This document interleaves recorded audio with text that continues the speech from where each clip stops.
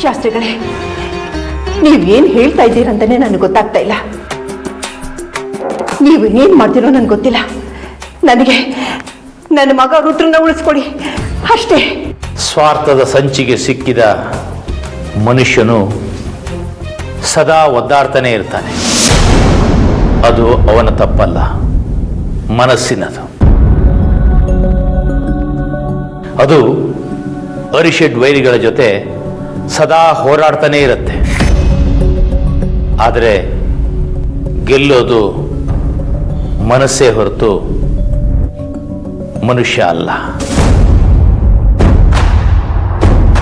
ಇದಕ್ಕೆ ನೀವು ಅತೀತರಲ್ಲ. ಒಂದು ಹೇಳ್ತೀನಿ ಕೇಳಿ. ಇಲ್ಲಿ ನೀವು ನಿಮ್ಮ ಮಗನ ಉಳಿಸ್ಕೊಳ್ಳೋದಕ್ಕೆ ನೋಡ್ತಾ ಇದ್ದೀರಿ. ಅಲ್ಲಿ ಆ ಶತ್ರುಘ್ನ ನಿಮ್ಮ ಮೊಮ್ಮಗನ್ನ ಪೂರ್ಣಾಹುತಿ ಕೊಡೋದಕ್ಕೆ ನೋಡ್ತಾ ಇದ್ದಾನೆ. ಈಗ ಹೇಳಿ ತ್ರಿವೇಣಿಯಮ್ಮ, ಇವರಿಬ್ಬರಲ್ಲಿ ನೀವು ಯಾರನ್ನ ಉಳಿಸ್ಕೊಳ್ಳೋದಕ್ಕೆ ಇಚ್ಛೆ ಪಡ್ತೀರಾ? ಏನ್ ಶಾಸ್ತ್ರಿಗಳೇ ಹೀಗೆ ಕೇಳ್ತಾ ಇದ್ದೀರಾ? ಭೂಮಿಗೆ ಸೂರ್ಯ ಮುಖ್ಯನೋ ಚಂದ್ರ ಮುಖ್ಯನೋ ಅನ್ನೋ ರೀತಿಯಲ್ಲಿ ಕೇಳ್ತಾ ಇದ್ದೀರಾ. ನನಗೆ ನನ್ನ ಮಗನೂ ಬೇಕು, ನನ್ನ ಮೊಮ್ಮಗನೂ ಬೇಕು. ನನಗಿಬ್ಬರೂ ಮುಖ್ಯನೇ.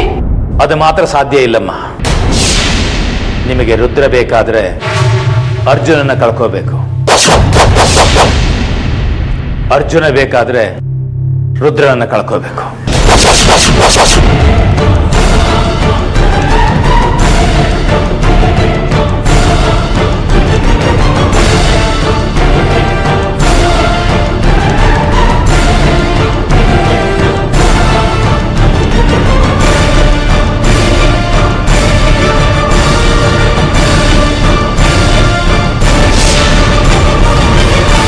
ನೋಡೋ, ಯಾರ್ಯಾರಿಗೆ ಈ ಮನೇಲಿ ಏನೇನು ಮರ್ಯಾದೆ ಸಿಗ್ಬೇಕು ಅದು ಎಲ್ಲ ಸಿಗ್ತಾ ಇದೆ. ಅರ್ಹತೆಗೂ ಮೀರಿ ನಿರೀಕ್ಷೆ ಮಾಡಿದ್ರೆ ಮರ್ಯಾದೆ ಜೊತೆ ಸನ್ಮಾನನೂ ಸಿಗುತ್ತೆ. ಬೇಕಾ?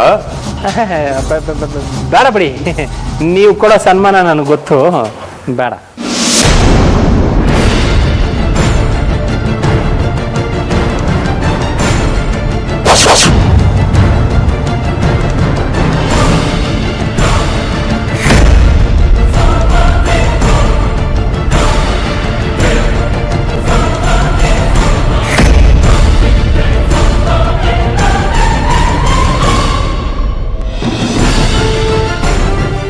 ಹೀಗೆ ಹದ್ದು ಬಸ್ನಲ್ಲಿದ್ರೆ ನಿನ್ ಜೀವ ಈ ದೇಹದಲ್ಲೇ ಇರುತ್ತೆ, ಇಲ್ಲ ಅಂದ್ರೆ ಗಾಳಿಯಲ್ಲಿ ತೇಲಾಡ್ತಾ ಇರುತ್ತೆ. ಅಯ್ಯೋ, ಅಣ್ಣ ಈ ಕಡೆನೇ ಬರ್ತಿದ್ದಾನೆ. ನೀವು ಹೇಗೆ ಹೋಗಿ ಹೋಗಿ. ಅರ್ಚನ ಅವರೇ, ಆ ಶತ್ರುಘ್ನ ಕೈಲಿ ಸಿಕ್ಕಾಕೊಳ್ಳೋದಕ್ಕಿಂತ ಮುಂಚೆ ನಾವಿಲ್ಲಿಂದ ತಪ್ಪಿಸ್ಕೊಳ್ಳೋಣ ಬನ್ನಿ.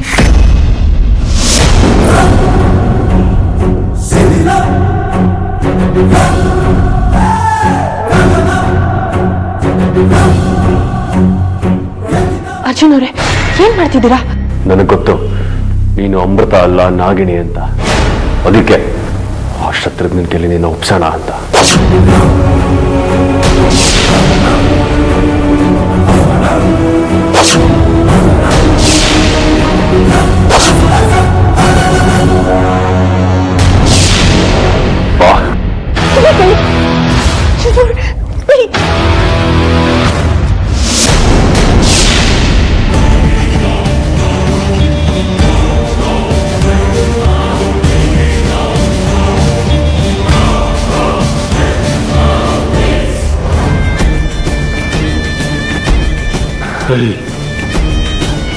ನೀನಾಗ ಹೊರಗೆ ಬಂದೆ, ತಪ್ಪಿಸ್ಕೊಳಕ್ ನೋಡ್ತಾ ಇದೆಯಾ?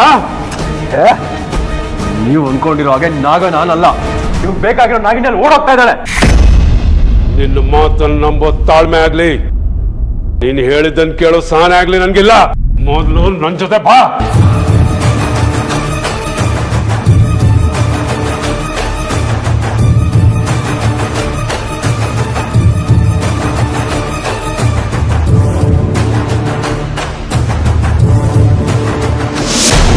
ಶತ್ರುಘ್ನ, ಅವನನ್ನು ಯಾಕೆ ಹೇಳ್ಕೊಂಡ್ ಬರ್ತಾ ಇದೀಯಾ? ಯಾಕಂದ್ರೆ ಇವನ್ನ ಪೂರ್ಣಾಹುತಿ ಕೊಡೋದಕ್ಕೆ ಏನಂದೆ? ನಿಮ್ಮ ಮೊಮ್ಮಗನ್ನ ಪೂರ್ಣಾಹುತಿ ಕೊಡ್ತೀನಿ ಅಂದೆ. ಏಯ್, ಪೂರ್ಣಾವತಿ ಕೊಡಕ್ಕೆ ಅವನು ನಾಗ ಅಲ್ಲ, ನನ್ನಾಗೆ ನಿನ್ನಾಗೆ ಅವನು ಮನುಷ್ಯ.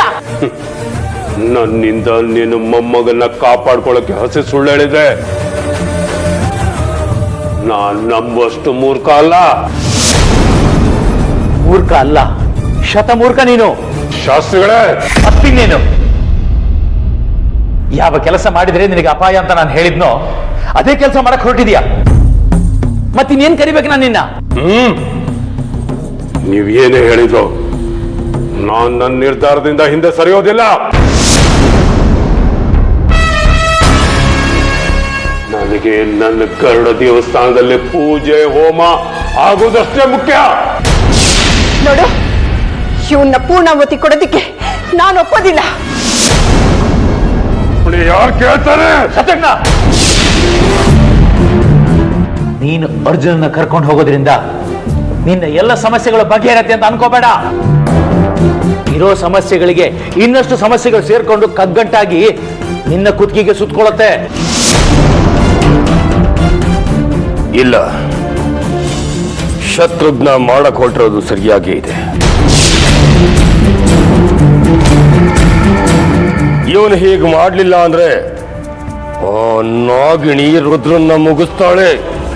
ಆಮೇಲೆ ಗರುಡ ದೇವಸ್ಥಾನದಲ್ಲಿ ಹೋಮ ಪೂಜೆ ಇಲ್ಲದೆ ಪಾಳ ಬೀಳುತ್ತೆ. ನೋಡಿ, ನೀವ್ ಅಂದ್ಕೊಂಡಿರೋ ಹಾಗೆ ನನ್ನ ನಾಗಿಣಿ ಅಲ್ಲ. ನಾನು ಆಗ್ಲೇ ಹೇಳ್ದ ಹಾಗೆ ಅವಳು ನನ್ನ ಇಲ್ಲಿಂದ ಬಿಡಿಸಿ ಓಡ್ ಹೋದ್ಲು. ನೀನ್ ನಾಗ ಅಲ್ಲ ಆದ್ರೆ ಆ ನಾಗಿಣಿ ನಿನ್ನನ್ನು ಯಾಕೆ ಬಿಡಿಸಿದ್ಲು?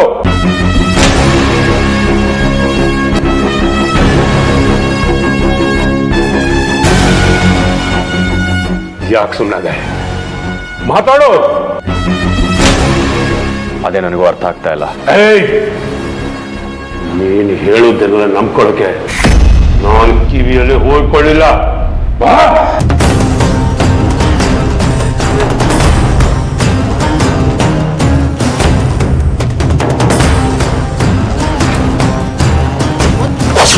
ಅಲ್ಲಿಗೆ ಹೋದ್ಮೇಲೆ ಅರ್ಜುನ್ಗೆ ಗಂಡಾಂತರ ಕಾಡುತ್ತೆ. ಶಾಸ್ತ್ರಿಗಳೇ, ನೀವೇನು ಹೇಳ್ತೀರೋ ನಾನು ಅದನ್ನು ಕೇಳ್ತೀನಿ. ಹೇಳೋಕೆ ಕೇಳೋಕೆ ಇದು ಸಮಯ ಅಲ್ಲ. ಅವನನ್ನ ಪೂರ್ಣಾಹುತಿ ಕೊಡೋದಷ್ಟೇ. ಜೈ ಮಹಾಕಾಲ.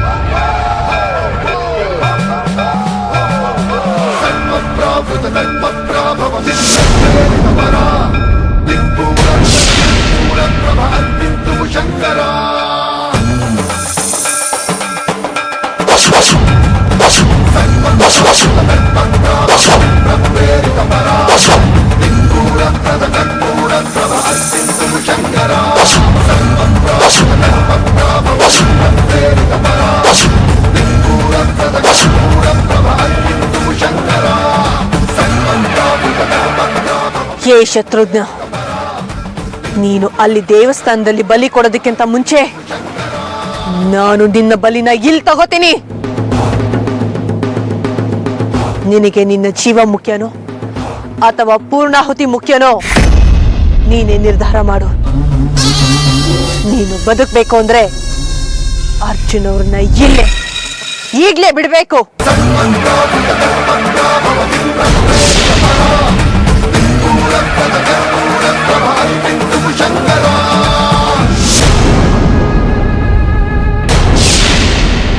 ಶತ್ರುಘ್ನ, ನಿನಗೆ ಹೇಳ್ತಾ ಇರೋದು, ಅರ್ಜುನ್ ಅವರನ್ನ ಬಿಟ್ಬಿಡು. ನೀನು ಹೇಳಿದ ತಕ್ಷಣ ಇವನ್ನ ಬಿಟ್ಟು ನಿನ್ ಮುಂದೆ ಕೈ ಕಟ್ಟಿ ತಲೆ ತಕ್ಷಣ ನಿಂತ್ಕೊಳ್ಳೋಕೆ ನಾನ್ ನಿನ್ ಜೀತದಾಳಲ್ಲ. ಮೂರ್ಖ, ನೀನು ಅರ್ಜುನ್ ಅವರನ್ನ ಬಲಿ ಕೊಟ್ರೆ ನಿನ್ನ ಗರುಡ ದೇವಸ್ಥಾನದಲ್ಲಿ ಯಾವ ಪೂಜೆನೂ ನಡೆಯೋದಿಲ್ಲ, ಯಾವ ಹೋಮನೂ ನಡೆಯೋದಿಲ್ಲ. ಯಾಕೆ ಅಂದ್ರೆ ನಾಗಕುಲಕ್ಕೂ ಅವರಿಗೂ ಯಾವ ಸಂಬಂಧನೂ ಇಲ್ಲ.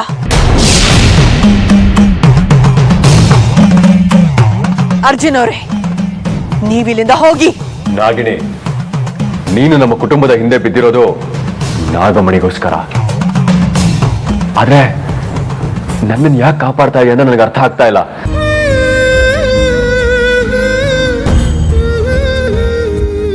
ನನಗೂ ನಿನಗೂ ಏನ್ ಸಂಬಂಧ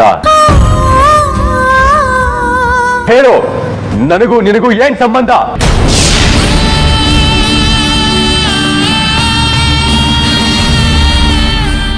ಪ್ರತಿ ಸಾರಿನೂ ನೀನು ಅಮೃತ ಅವ್ರ ರೂಪದಲ್ಲಿ ಬರ್ತೀಯ. ಅಮೃತ ಅವ್ರ ತರ ಬಂದು ನಮಗ್ ಮೋಸ ಮಾಡೋದಕ್ಕೆ ನೋಡ್ತೀಯ.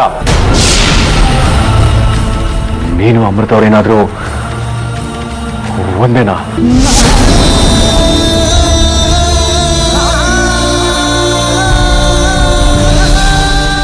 ಹೇಳು ಹೇಳು, ನಿಜ ಹೇಳು. ಯಾಕೆ ಸುಮ್ಮನಾದೆ? ನಿನ್ನೆ ಕೇಳ್ತಾ ಇರೋದು, ಮಾತಾಡು. ನನಗೂ ನಿಮಗೂ ಯಾವ ಸಂಬಂಧನೂ ಇಲ್ಲ. ಆದ್ರೂ ಯಾಕೆ ನನ್ನನ್ನ ಕಾಪಾಡ್ತಾ ಇದೀಯಾ? ನೀವು ನಾಗಲೋಕದವರು ಅಂತ ತಪ್ಪು ತಿಳ್ಕೊಂಡು ನಿಮ್ಮನ್ನ ಗರುಡ ಹೋಮಕ್ಕೆ ಬಲಿ ಕೊಡೋದಕ್ಕೆ ನಿಂತಿದ್ದಾರೆ ಇವರೆಲ್ಲ. ಅದಕ್ಕೆ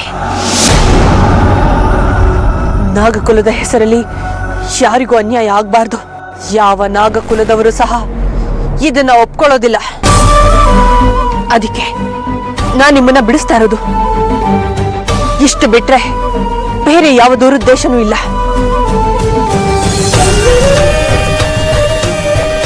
ಯಾವ ಪೂರ್ವ ಸಂಬಂಧನೂ ಇಲ್ಲ. ದಯವಿಟ್ಟು ನೀವಿಲ್ಲಿಂದ ಹೋಗಿ.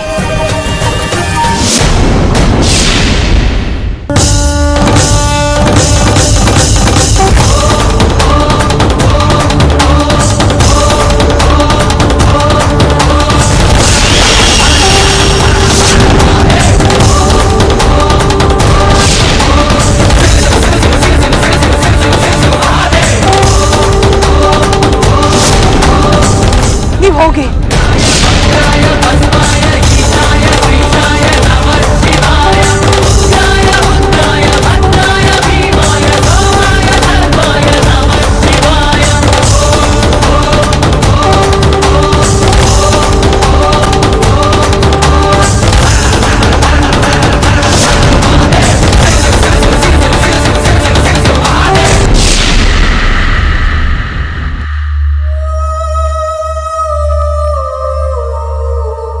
ಅಮೃತ, ನೀನ್ ಅನ್ಕೊಂಡಿರೋ ಹಾಗಲ್ಲ ನಮ್ಮಣ್ಣ. ನೀನು ಅವನನ್ನ ನನ್ನ ಮೊನ್ನೆಯಿಂದ ನೋಡ್ತಾ ಇದೀಯ. ನಾನು ಅವನನ್ನ ಹುಟ್ಟಿದಾಗಿಂದನೂ ನೋಡ್ತಾನೆ ಬಂದಿದ್ದೀನಿ. ಅಂತವನ್ ಕೈಗೆ ಅರ್ಜುನ್ ಸಿಕ್ಕಾಕೊಂಡಿದ್ದಾನೆ ಅಂದಮೇಲೆ ನೀನ್ ಅರ್ಜುನ ಮರೆಯೋದೇ ಒಳ್ಳೇದು. ಇದೇನಿದು, ನೀವಿಷ್ಟೊಂದು ಸುಲಭವಾಗಿ ಹೇಳ್ತಾ ಇದ್ದೀರಾ? ಮರೆಯೋದಕ್ಕೆ ತೊರೆಯೋದಕ್ಕೆ ಅವರು ನನ್ನ ಬಂಧು ಬಳಗಕ್ಕಿಂತ ಹೆಚ್ಚು ನನ್ನ ಸಂಗಾತಿ. ನನ್ನ ಅವರ ಸಂಬಂಧ ಜನ್ಮ ಜನ್ಮಾಂತರದ್ದು. ಅವರು ನನ್ನ ರಕ್ತದಲ್ಲಲ್ಲ, ನನ್ನ ಉಸಿರಲ್ಲಿ ಉಸಿರಾಗಿ ಹೋಗಿದ್ದಾರೆ. ಅಂಥವ್ರನ್ನ ಕಳ್ಕೊಳ್ಳೋದಿರ್ಲಿ. ಒಂದು ಕ್ಷಣ ಅವರಿಂದ ದೂರ ಇರೋದಕ್ಕೂ ನಾನು ಇಷ್ಟಪಡೋದಿಲ್ಲ.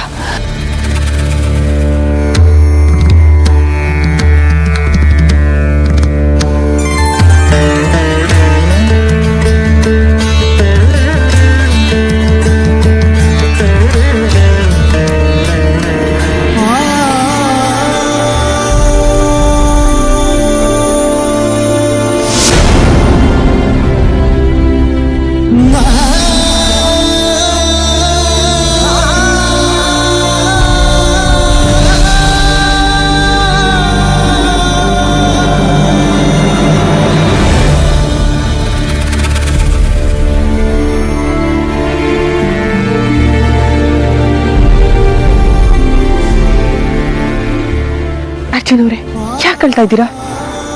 ದಯವಿಟ್ಟು ನನ್ನ ಕ್ಷಮಿಸ್ಬಿಡಿ ಅಮೃತ. ಕ್ಷಮಿಸುವಂತ ತಪ್ಪನ್ನ ನೀವೇನೂ ಮಾಡಿಲ್ಲ.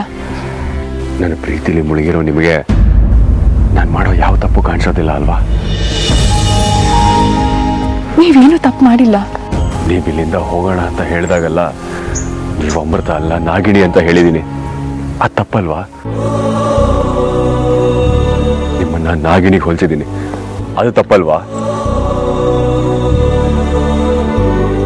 ನೀವೇ ನಾಗಿಣಿ ಅಂತ ಅಂದ್ಕೊಂಡು ಆ ಶತ್ರುಘ್ನಿಗೆ, ಭೈರವ ಬಾಬನಿಗೆ, ಶಾಸ್ತ್ರಿಗಳಿಗೆ ಹಿಡ್ಕೊಳ್ಳೋದಕ್ಕೆ ಪ್ರಯತ್ನ ಪಟ್ನಲ್ಲ, ಅದು ತಪ್ಪಲ್ವಾ?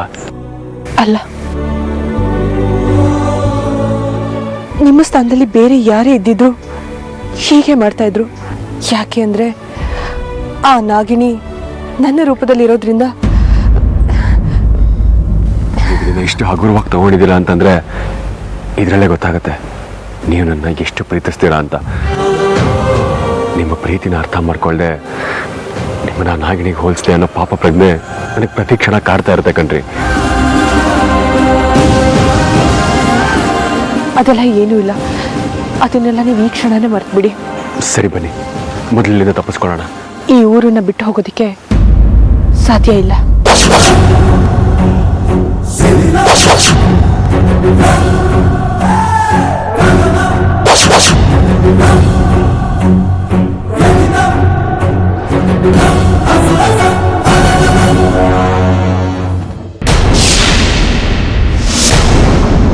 ನಿಮ್ಮೆಲ್ರಿಗೂ ಇನ್ನೊಂದು ವಿಚಾರನ ಹೇಳಬೇಕು ನಾನು. ಅರ್ಜುನ್ ಅವ್ರಿಗೂ ನಾಗಕುಲಕ್ಕೂ ಯಾವ ಸಂಬಂಧನೂ ಇಲ್ಲ. ಅಷ್ಟು ನಿಖರವಾಗಿ ಹೇಗೆ ಹೇಳ್ತೀಯಾ? ನೀವು ಮತ್ತೆ ಶತ್ರುಘ್ನ ಪ್ರತಿ ಸಲ ಅರ್ಜುನ್ ಅವರನ್ನ ಪರೀಕ್ಷೆ ಮಾಡುವಾಗ ನಾನು ಅವರ ಅಕ್ಕಪಕ್ಕ ಇದ್ದು ನನ್ನ ಛಾಯೆ ಅವ್ರ ಮೇಲೆ ಬಿದ್ದಿರಬಹುದು. ಹಾಗೆ ಅವರು ನಿಮಗೆ ನಾಗ ಅಂತ ಅನ್ಸೋದಿಕ್ಕೆ ಪ್ರತ್ಯಕ್ಷವಾಗಿ ಪರೋಕ್ಷವಾಗಿ ನಾನೇ ಕಾರಣ ಇರಬಹುದು. ಆದ್ರೆ ಅದು ನಿಜ ಅಲ್ಲ. ಒಬ್ಬ ಸಾಮಾನ್ಯ ಮನುಷ್ಯ ಕುಲದವನನ್ನ ನೀವು ನಿಮ್ಮ ಗರುಡ ದೇವನಿಗೆ ಪೂರ್ಣಾಹುತಿ ಕೊಟ್ರೆ ನಿಮ್ಮ ಇಡೀ ದೇಗುಲ ಅಪವಿತ್ರವಾಗುತ್ತೆ.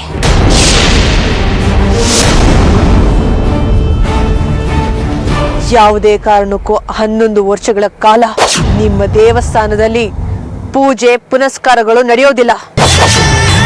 ಇದು ನಿಮಗೆ ನೆನಪಲ್ಲಿದ್ರೆ ಸಾಕು. ಅರ್ಜುನ್ ಅವರನ್ನ ಬಿಟ್ಬಿಡಿ. ಇದನ್ನ ಬಿಟ್ರೆ ನಿಮಗೆ ಬೇರೆ ಮಾರ್ಗನೇ ಇಲ್ಲ.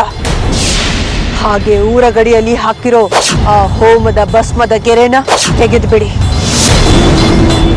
ಇಲ್ಲ ಅಂದ್ರೆ ಈ ಮನೆ ಸಮೇತ ಈ ವಿಷ್ಣುಪುರನ ಸ್ಮಶಾನ ಮಾಡ್ಬಿಡ್ತೀನಿ.